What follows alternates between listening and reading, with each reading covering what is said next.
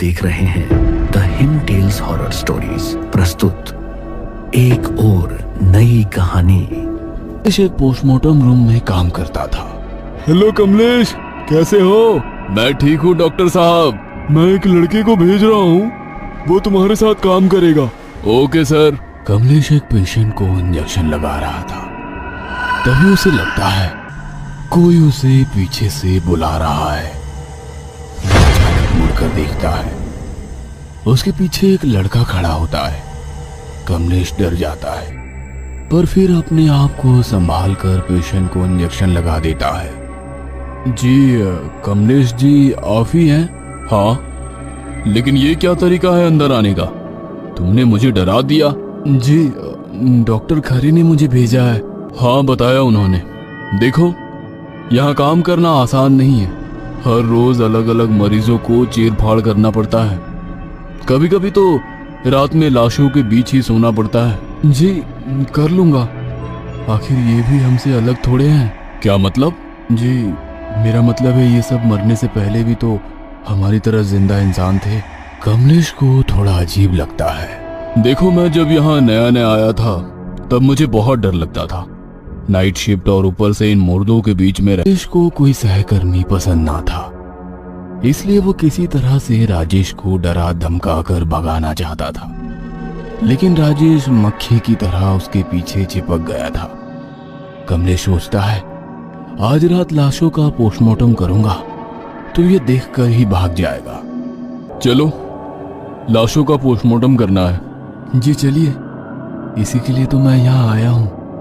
कितना समय हो गया है, मुझे अपनी प्यास बुझानी है। अरे ऐसे डराओ नहीं, चलो मेरे साथ। कमलेश राजेश को लेकर पोस्टमार्टम रूम में जाता है। राजेश के उस कमरे में पहुंचते ही मानो यूं लगता है जैसे कोई शांत कमरे में हलचल सी हो गई हो। कमलेश अचानक एक लाश से चादर हटाता है जिसका पूरा शरीर जला हुआ था। कमलेश को लगता है कि राजेश उसे देखकर डर जाएगा। राजेश उस लाश को घूरने लगता है और उसके मुंह से पानी टपकने लगता है। ये लाश देखो, लगता है इसको जलाकर मारा गया है। तुम्हारा चेहरा क्यों उतरा हुआ है? डर गए क्या? जी कुछ नहीं, बेचारा ना सही से जी पाया और ना ही अच्छी मौत नसीब हुई। तुम इसे जानते हो क्या, या डर कर कुछ नहीं बड़बड़ा रहे हो? डर गए हो तो तुम यहाँ से जा सकते हो। जी नहीं, मैं देख रहा हूँ कि इसका चेहरा भी सही से समझ नहीं आ रहा है। लाश देखकर लगता है कि इसको जलाए हुए 24 घंटे से ऊपर हो चुके हैं। होशियार लगते हो, पर निडर भी रहना, क्योंकि पोस्टमार्टम में तो पूरे शरीर की चीरफाड़ भी करी जाती है। आप उसकी चिंता ना करें, मैंने ऐसे लाश बहुत देखे हैं। चिंता तो तू कर बेटा, अभी सरपट भागेगा। तभी कमलेश एक चाकू से लाश का सीना फाड़ देता है और शरीर से कुछ अंग निकाल देता है। सर आप भूत प्रेत को मानते हैं? भूत प्रेत? हमारे काम को देखकर तो भूत प्रेत भी भागते हैं। सर आपको हंसना नहीं चाहिए, क्या आपको मजाक लगता है ये सब? मजाक लगता है नहीं, मजाक ही होता है। आपको मजाक नहीं उड़ाना चाहिए सर, इसे देखकर तो खुद भूत ही भाग जाएगा। तभी अचानक लाइट चली जाती है और चारों तरफ अंधेरा हो जाता है। अरे लाइट कैसे चली गई? यहाँ तो 24 घंटे पावर बैकअप है। तभी एक अजीब सी आवाज आती है, लगता है जैसे कोई कुछ खा रहा है। अरे मुझे यहाँ अकेले छोड़कर मत जाना। ये कैसी डरावनी आवाज आ रही है? राजेश, क्या ये आवाज तुम निकाल रहे हो? तभी लाइट आ जाती है। अरे इस लाश के अंग कहाँ गए जो मैंने बाहर निकाले थे? पता नहीं सर, शायद कोई भूत आया हो। मजाक मत करो। सर मैं मजाक नहीं करता, मुझे मजाक बिल्कुल नहीं पसंद। बड़ा अजीब सा लड़का है। कमलेश को राजेश का व्यवहार कुछ अजीब सा लगता है। तभी कमलेश का एक हाथ ब्लेड से कट जाता है। राजेश लपक कर उसका हाथ पकड़ लेता है और उसमें मुंह लगा देता है। ये क्या कर रहे हो? हटो।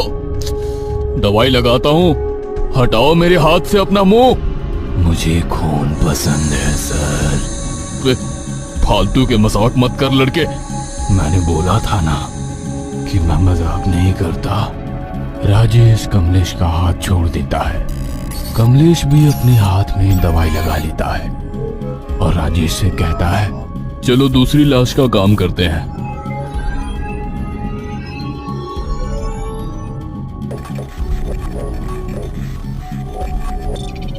कमलेश चादर हटाता है और वो झपका रह जाता है।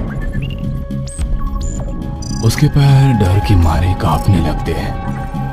वो राजेश की तरफ देखता है, फिर लाश की तरफ देखता है। ये क्या हुआ सर? डर गए क्या? अब इस लाश का भी काम करते हैं ना, इसके भी हम निकालते हैं। कमलेश दरवाजे की ओर भागता है, लेकिन राजेश एकदम से दरवाजे के बाहर के सामने आकर खड़ा हो जाता है। राजेश के दांत बाहर निकले होते हैं और चेहरा एकदम काला होता है। उसकी आंखें लाल रंग से चमक रही होती है। कहाँ जा रहे हो सर? काम करो ना सर। मुझे जाने दो, मुझे जाने दो। क्यों डर रहे हो सर? आपको तो हर चीज मजाक लगती है ना। तभी अचानक वहां कई साए प्रकट हुए। तू कहीं नहीं जाएगा कमलेश, कहीं नहीं जाएगा। कौन हो तुम सब और क्या चाहते हो? मैं आज के बाद कभी किसी का मजाक नहीं उड़ाऊंगा, नहीं उड़ाऊंगा। चलो सर, साथ में चलो, चल के हंसी ठिठोली करेंगे। नहीं, प्लीज मुझे छोड़ दो, प्लीज मुझे छोड़ दो। नहीं, तुझे कैसे छोड़ दें? तूने तो हमारे रंग बेचकर बहुत पैसे कमाए हैं। चल अब तुझे उन पैसों से खरीदारी करवाते हैं। नहीं, मेरी कोई गलती नहीं है। वो सब डॉक्टर खरे करवाता है और मुझे पैसे देता है मुंह बंद रखने के।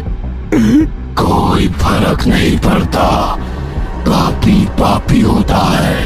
सभी साए कमलेश के पास आने लगते हैं। कमलेश जोर से चिल्लाता है, नहीं।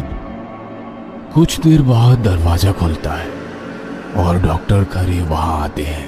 अरे कमलेश, कहाँ है? पता नहीं कहाँ कहाँ चला जाता है, किसी काम का नहीं है ये। इस टाइम पर अर्जेंट किडनी चाहिए और पता नहीं कहाँ चल गए सब के सब। चलो मैं ही देखता हूँ, शायद कोई लाश पड़ी हो।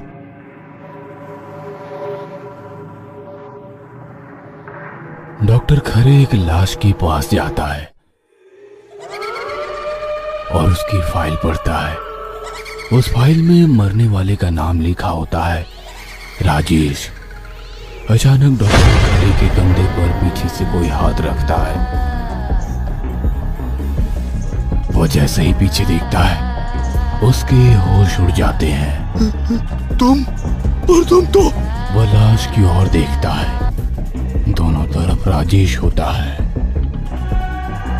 वो कहता है, हाँ, तुझे किडनी चाहिए ना? मैं देता हूं तुझे किडनी।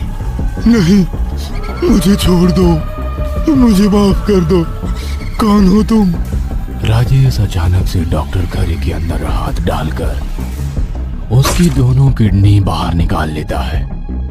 डॉक्टर खरे वहीं मर जाते हैं।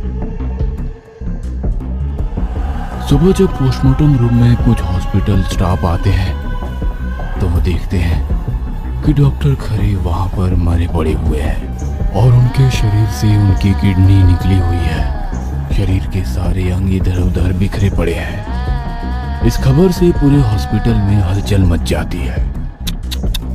कितना निर्दयी इंसान होगा जो इतने भोले डॉक्टर खरे का इतनी बेदर्दी से हत्या किया है। कुछ दिन बाद कमलेश हॉस्पिटल में इधर उधर घूमता हुआ पाया गया।